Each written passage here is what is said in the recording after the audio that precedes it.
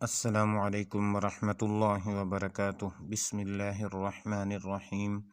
Islamic کہانی میں آپ کو خوش آمدید۔ ایک عبرت انگیز واقعہ۔ 70 کی دہائی تھی، کوئی آج کل والا پاکستان تو تھا نہیں۔ اس نے کراچی میں موجود امریکی لائبریری میں قدم رکھا اور پڑھنا شروع کر دیا۔ وہ پیاسا تھا اور علم پیتا چلا گیا۔ کچھ ہی سالوں میں انجینئرنگ میں ٹاپ کیا اور امریکہ چلا آیا۔ کام کام اور بس کام۔ وہ اپنے خاندان میں واحد گریجویٹ تھا، اکیلا خوش نصیب جسے ملک میں باہر کام ملا، اور واحد کفیل۔ کام کے دوران اس کی ایک وائٹ امریکی مارگریٹ سے شادی ہو گئی۔ ترقی پر ترقی، اپنا گھر، اپنی گاڑی، بینک بیلنس، وہ منزلوں پر منزلیں طے کرتا چلا گیا۔ کافی سالوں بعد وہ آج اپنی بیوی کے ساتھ پاکستان لوٹا۔ سن 83 کا زمانہ تھا۔ سب لوگ خوب خوش ہوئے، مگر ایک ضروری کام سے کمپنی نے واپس بلا لیا۔ بیوی کو پاکستان چھوڑ کر ایک ہفتے کے بعد واپس آنے کا کہہ کر وہ امریکہ روانہ ہو گیا۔ 26 گھنٹوں کے طویل سفر کے بعد اس نے رات کی تاریکی میں نیو یارک میں موجود اپنے گھر کا دروازہ کھولا اور بستر پر آ کر اوندھے منہ لیٹ گیا کہ صبح کام پر پہنچنا تھا۔ اس نے بمشکل تمام 6 بجے کا الارم لگایا۔ صبح اس کی آنکھ 11 بجے کھلی۔ وہ کافی دیر تک حیران و پریشان گھڑی کو دیکھتا رہا۔ اس نے چھلانگ مار کر بستر سے اٹھنے کی کوشش کی، مگر یہ کیا، وہ تو اپنے آپ کو 1 انچ بھی نہ ہلا پایا۔ اس نے گھبراہٹ میں چیخنا چاہا، مگر کوئی آواز نہ نکل سکی۔ رات کے کسی پہر جب وہ خوابوں میں دنیا فتح کر رہا تھا تو قدرت کو کچھ اور ہی منظور تھا۔ اسے فالج کا اٹیک ہوا اور صبح تک اس کا جسم، اس کا چہرہ اور تمام عضلات کسی بھی قسم کی حرکت سے معذور ہو چکے تھے۔ اس کا دماغ کچھ کام کر رہا تھا، مگر اسے بڑی مشکل پیش آ رہی تھی، یہ سوچتے ہوئے کہ وہ کون ہے، اس کا نام کیا ہے، بیوی بچے ماں باپ کون ہیں۔ وہ سب کچھ بھولتا چلا جا رہا تھا۔ یادداشت کا کھونا بالکل ایسا ہی ہے جیسے کوئی قسطوں میں خودکشی کرے۔ ہلکے ہلکے، رفتہ رفتہ، مدھم وہ تمام لوگ جن کے ہونے کو ہم زندگی کہتے ہیں، دماغ سے رخصت ہوتے چلے جاتے ہیں۔ دل میں رہتے ہیں، مگر دل تو احساسات کا مجموعہ ہے۔ شکل کو نام اور صفات تو دماغ دیتا ہے۔ مسٹر صدیقی کو بستر پر پڑے پڑے آج تیسرا روز تھا۔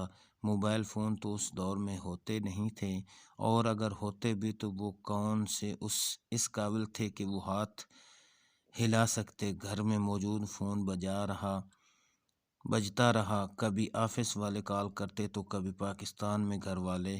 اتنی بے بسی تو شاید مردوں کو بھی نہ ہوئی ہوگی کہ انہیں کم از کم اس بات کا تو سکون ہوتا ہوگا کہ وہ مر چکے ہیں۔ مرنا کتنی بڑی نعمت ہے، انہیں آج سمجھ آ رہا تھا۔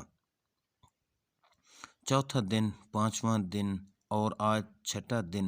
غلطی سے آج ڈاکیہ دروازہ کھلا دیکھ کر مسٹر صدیقی کو ہیلو ہائے کرنے آ گیا کہ ان کے اخلاق اچھے تھے اور وہ ہمیشہ ڈاکیے کو دیکھتے تو حال احوال پوچھتے۔ ڈاکیے نے کھلی آنکھوں مسٹر مگر ساکت جسم کو دیکھا تو 911 پر ایمرجنسی کال کر دی۔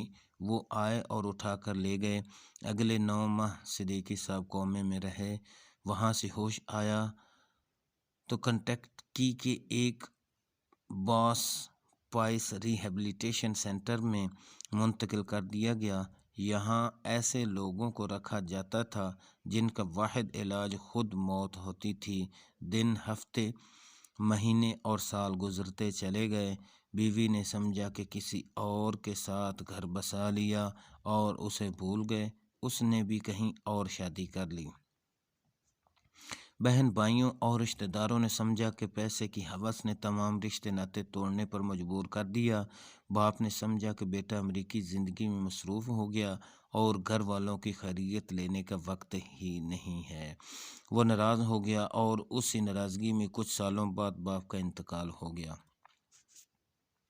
ماں پھر ماں ہوتی ہے، وہ آخری وقت تک انتظار کرتی رہی کہ ایک دن اس کا بیٹا ضرور واپس آئے گا۔ اس نے مرتے وقت بھی وصیت کر دی کہ جب بیٹا آئے تو اس کی قبر پر ضرور لے آئیں۔ آج اس واقعے کو 33 سال اور 4 ماہ ہونے کو آئے ہیں۔ مسٹر صدیقی کوئی ان کا پورا نام نہیں جانتا، آج بھی بولنے کی سکت نہیں رکھتے، مگر تھوڑا بہت کھا پی سکتے ہیں۔ پچھلے چند ماہ سے اس سینٹر میں ایک پاکستانی آتا ہے اور اس کا نام شاہد ہے۔ شاہد انہیں دیکھتا تو اسے شک گزرتا کہ یہ پاکستانی ہے، مگر اس کی کلین شیو بوڑھے کو دیکھ کر اندازہ لگانا مشکل تھا۔ بول تو وہ سکتے نہیں تھے۔ آج مسٹر شاہد کو ایک ترکیب سوجھی۔ وہ گھر سے پاکستانی چکن بریانی لے گئے اور مسٹر صدیقی کے سامنے رکھ دی۔ مسٹر صدیقی کے پورے جسم میں صرف آنکھیں بولتی تھیں۔ آج تو جیسے وہ ابل پڑی اور نرس چمچ سے بریانی آہستہ آہستہ منہ میں ڈالتی جاتی، مگر اتنے آنسو اس میں مل جاتے کہ اندازہ کرنا مشکل ہو جاتا کہ چمچ میں چاول کی مقدار زیادہ یا آنسوؤں کی۔ یہ آنسو اس بات کا ثبوت تھے کہ بندہ یا تو پاکستانی ہے یا انڈین۔ شاہد نے مریض کو گلے لگایا اور دونوں نہ جانے کتنی دیر تک روتے رہے۔ اگلے 6 ماہ میں شاہد نے سب پتہ لگایا کہ یہ شخص کون ہے، مگر اب 33 سالوں بعد فیملی کی تلاش ایک بڑا مسئلہ تھی۔ اس نے ان کی تصویر کھینچ کر فیس بک پر لگا دیں۔ 2 ہی ہفتوں میں ان کا مسٹر صدیقی کی گزشتہ بیوی اور بہن سے رابطہ ہو گیا۔ اس ہفتے مسٹر صدیقی اپنی بہن سے امریکہ کے ایک ہسپتال میں ملے، نہ کچھ بول سکے اور نہ ہاتھ ہلا سکے۔ ہاں مگر آنسو تو کم بخت ہیں، فالج میں بھی نکل آتے ہیں۔ آج رات شاہد سوچ رہا تھا کہ آدمی غرور اور تکبر کس بات کا کرے۔ چلتے ہوئے نظام میں سے قدرت نے ایک آدمی کو بنا موت کے 33 سال کے لیے نکال کر باہر رکھ دیا۔ وہ جو سمجھتا تھا کہ اگر وہ کام نہ کرے تو کھائے گا کہاں سے، اسے بھی بٹھا کر بلکہ لٹا کر 33 سال کھلاتے رہے۔ صرف بندہ اپنے آپ کو دیکھ لے، ان تمام بیماریوں کا اندازہ کر لے جو اپنے جسم میں ساتھ لے کر چلتا ہے، اور ان میں سے کوئی نکل پڑی تو وہ کہیں کا نہیں رہے گا، تو غرور اور تکبر آنسو بن کر بہہ جاتے ہیں۔ یا اللہ ہم سب کو اور ہمارے سب پیاروں کو دنیا، قبر، حشر، آخرت کی تمام آفات و بلیات سے ہمیشہ محفوظ رکھ۔ آمین ثم آمین۔